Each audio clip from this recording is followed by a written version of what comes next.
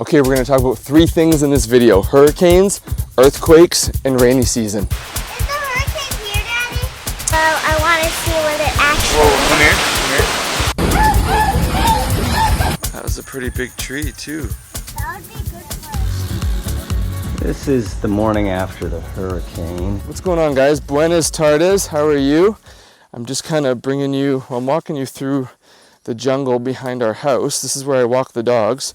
I thought I would bring you guys with me, but I'm finding my path is disrupted right now from Lidia, which is exactly what I want to talk about. But this tree, this is a big tree.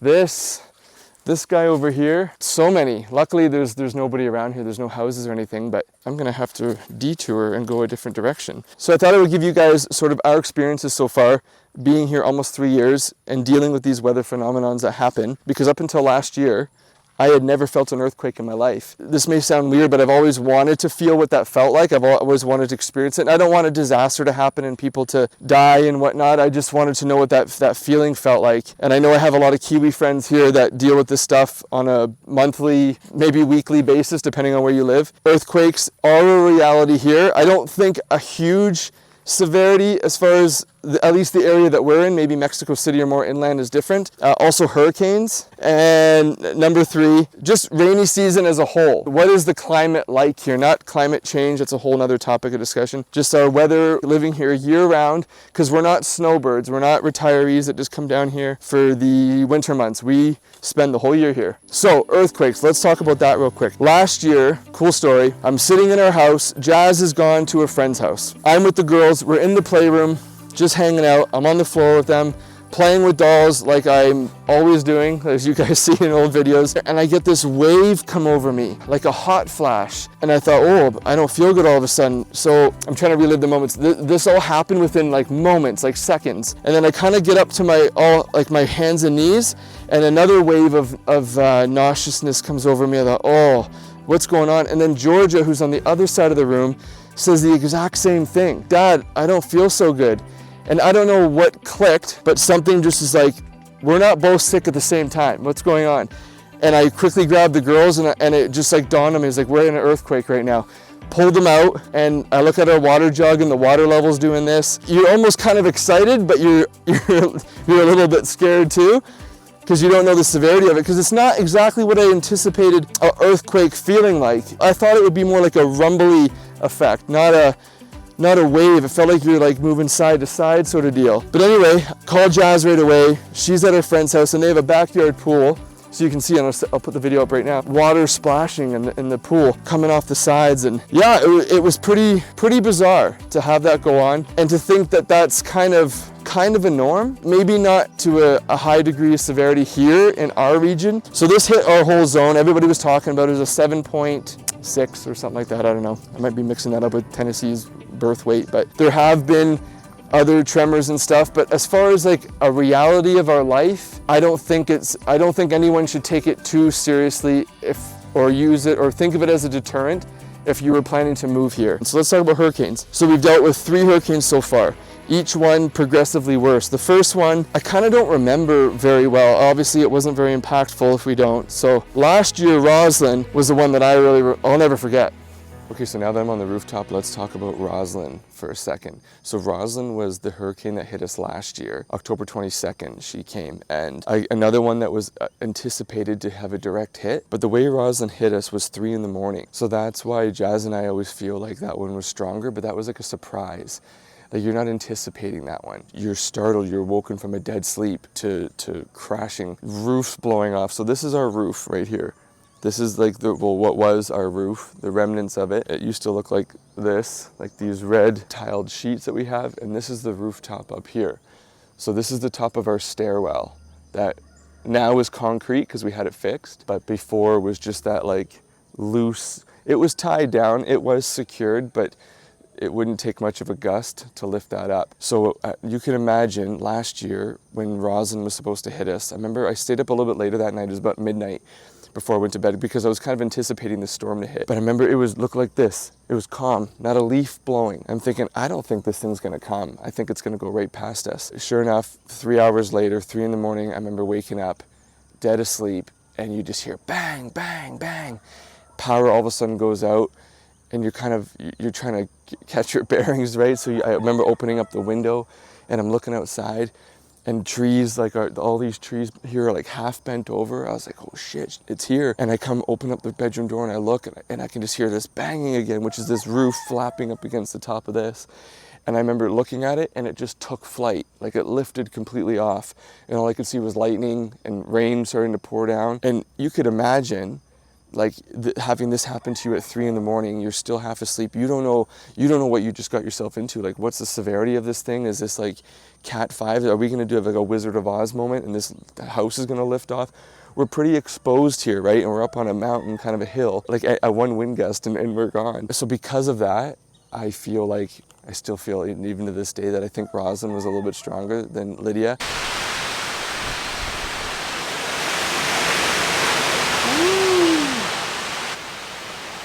You'll be okay, sheepies. Well, I want to see what it actually Whoa, come here, come here.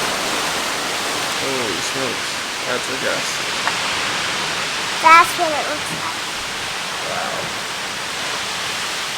And that's the chicken. But anyway, yeah, and I remember the kids were like, where's the chickens, Dad? And I'm like, I don't care right now. And they're like crying, they're like, Dad, get the chickens. So I'm out here. That's the chicken coop. It's kind of buried under that tree right now, like a canopy. But one by one, I was grabbing each chicken. And I remember opening the front door to check. And when you open the front door, it's like, whoo. I'm like, no, the chickens are good. They can stay. And they're like, Dad, but the chickens. And I'm like, what about Dad? Like, what if Dad gets blown away or something? They're like, just get him. So one by one, I pick up each chicken. I got Mo, and they're just huddled in there, like soaking wet, like muddy, sand, grit all over them. And I brought each of them into our shower. At the time, we didn't have as many. We only had 5 or 6, which was better. Now we have like 9 or 10. So yeah, that was Roslyn last year.